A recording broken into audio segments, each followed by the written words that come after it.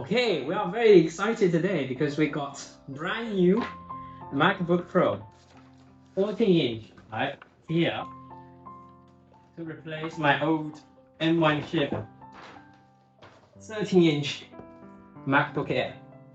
Sorry, it has a shell on the top, but I can take this off, then we can see the difference between the two MacBook.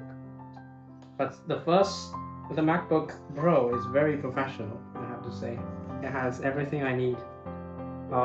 We got the MagSafe charging back, right? We got the SD card slot back.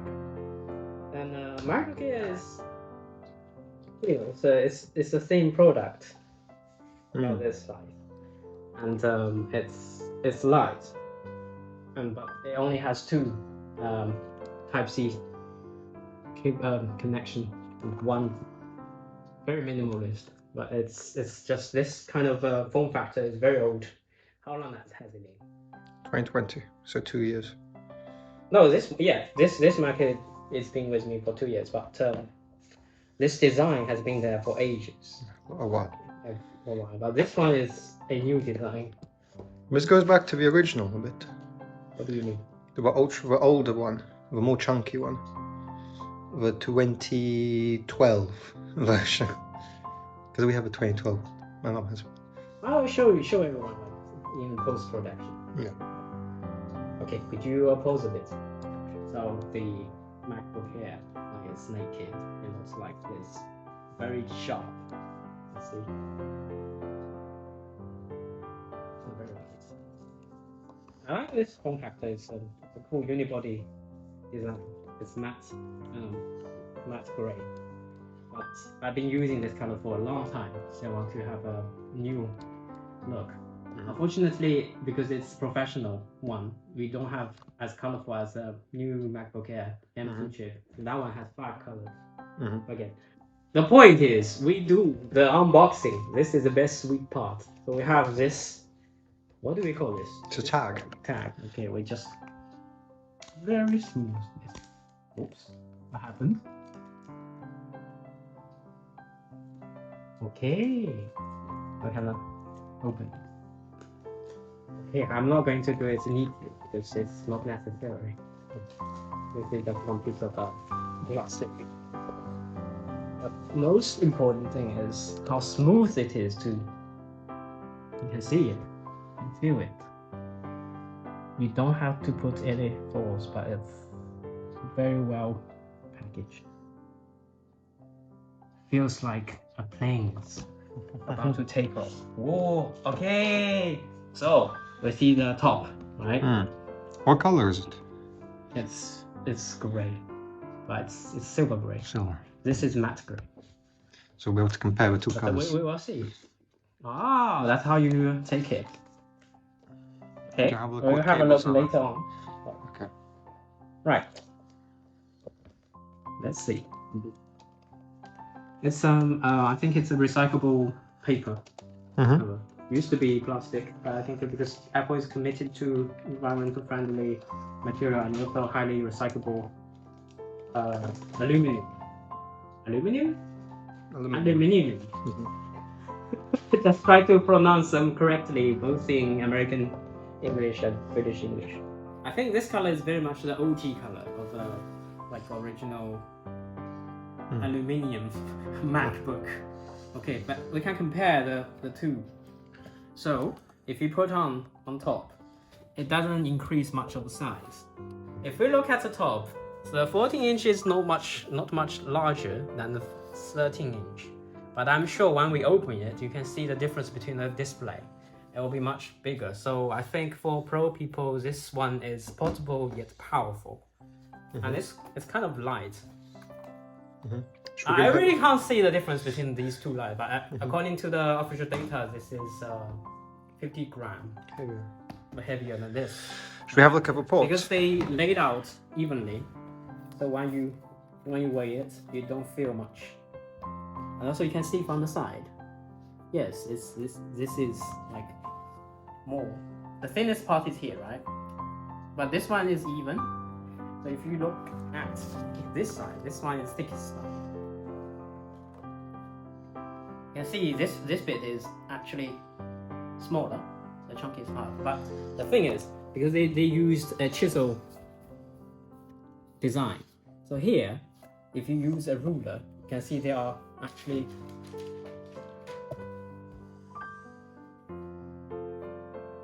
not much. I have to say, Air is still Air, okay? Yeah. But Air is for casual work. Nowadays, because I'm old, I'm doing pro work. But next time, if we have the opportunity, we have the new MacBook Air, we can do comparison. But for now, you know, we are still in inflation. We stick with one. That's why I traded my iMac, and this I will be trading this year, just to focus on one Mac, one data, just for the sake of workflow. Okay, cool. Right, we will do now. The ports now. Okay, in terms of ports, so MacBook Air is quite simple. 2 USB-C Type-C, headphone jack is here. So it's one side headphone jack, another side is 2 USB-C Type-C port. But the problem is they are very close to each other, so some of the dongles can't work to use them together. So one normally for charging, another for data transfer. But for the simplicity of it, I think Apple think in the future everything is wireless. So for this kind of MacBook, they don't put much ports. On the other hand, because this is a Pro version, we introduced back the HDMI port and SD card slot, because when we do film editing and photoshopping, when we take photos from this kind of professional, no, this is semi-professional vlogging camera, we need SD card. Instead of taking a dongle with us, because think about this is maybe slightly smaller, but you add dongle, it's not comfortable to use, and you actually take more space because you need another pouch for dongles. This one, you don't use much dongle. Depending on if you use you work on desk, probably you will, but you have a hub, like one go solution. But on the go, you don't need anything. And here, we finally have MagSafe. This is the best, one of the best charging solution I've encountered in my life. Unfortunately, they get rid of this like 5 years ago when they introduced the 15-inch MacBook Pro. I don't know why. I still like it. I'm so happy that they introduced. So it has also 2 USB-C and 1 micro jack. Then here we have also USB. So you have 3 USB Type-C. They all can be used as charging port. So this one doesn't take more. I think 15-inch you have 4, but you don't have this MagSafe charging port. But again, they have it has SD slots, so we have more ports here. So for pro work, this is perfect. So this is where the magic begins. Similar form factors, but look inside. Dun dun dun dun. But look.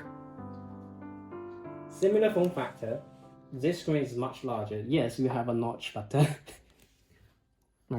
but from here you can't see that clearly. If we do this, yeah, you still can't see. But you see, this is thinner bevel. This is much thicker. And you have this side. It's completely, you can't use it. But at least use English as the main language. Press the return key. Sure, no problem. We'll deal with you later. Are you Siri? Alright, see, these are kind of equally thin. You still have a, what's that, R angle. But this is a sharp angle. So later on we are doing data transfer, but this is the front for the screen display. Then I think the touchpad is slightly wider than the previous one. But the keyboard is, this is classical keyboard. We got the silver back. I got all the individual keys. But this one has a more unifying feeling. We got everything black. The touch bar, we don't have touch bar anymore. So everything is squared. Then the key ring here, this is fingerprint recognition. The key ring here is give you a very ritual feeling, because this similar design happened on iPhone 6s. This one is a square one. But I can't say which is better than which, but this gives you a more unified feeling. And I think the speaker is much bigger. So overall, you can have more work space on this side, and this on this side. When you look at the back, it's very flat. It's kind of stable. You have more big paths to give you a perfect circle feeling. But this one is MacBook Air design.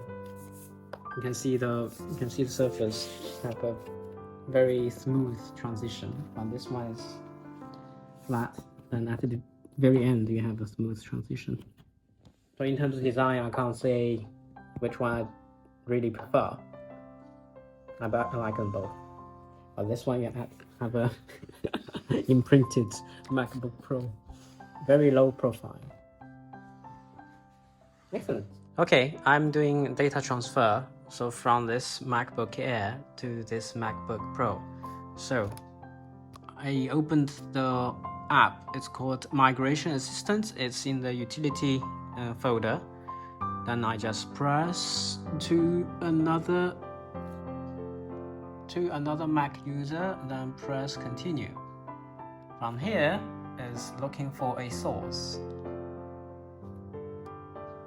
We will see how to go. And then I will connect to it at a point, no worries. Then it will say continue. Your system needs to be upgraded. Then upgrade. System upgrade failed. Unable to find the system. That's very strange, but continue, whatever. I can skip. Alright, so we have the code. If it does match, click continue. Then I click continue here. We can, once it starts, I will bring down my adapter. Everything, yes. Select everything is supported. You can see what's in the system, everything. Okay, good. Select the information to transfer. Set password. Okay, I will set password and get back to you guys. Okay, we have the final unboxing. It's here. Because I need to, while we're doing the data transfer, I'm doing the unboxing for the last bit. Is the most exciting part is the MagSafe. As you can see, this one is just USB dongle into USB cord charging. Here we go, USB is charging. Then this one dropped a bit big, but I haven't charged it at all. So we can see something hiding here is the MagSafe. Excellent. I like this design so much.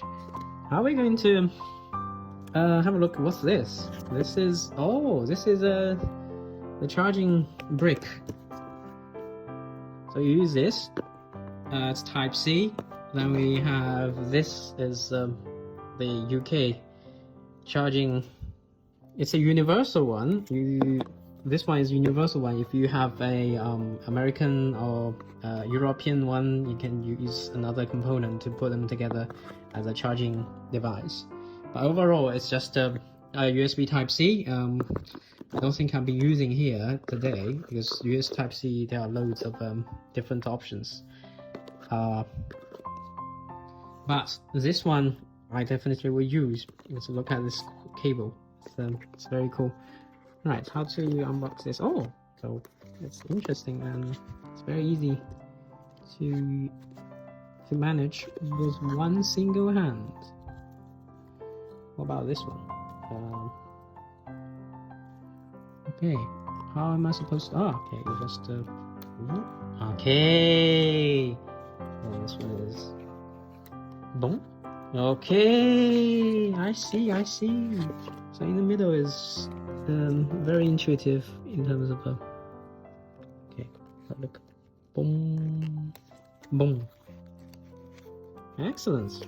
So we have this Type C and MagSafe. Okay, we have this here, take it out, and this bit we continue to take it out. Bit tighter than I thought it would be, but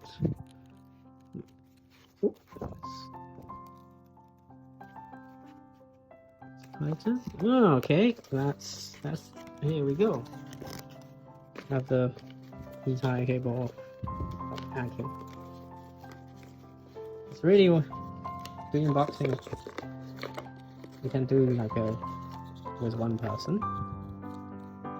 Okay. So this is the MagSafe.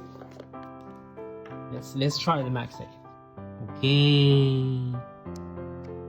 Boom. Excellent. Then on this side we just type in toggle into a slot into a Type C charging brick. It will be fine. Okay, let's continue to see what's under this. Don't tell me that's it. Okay, that is literally it.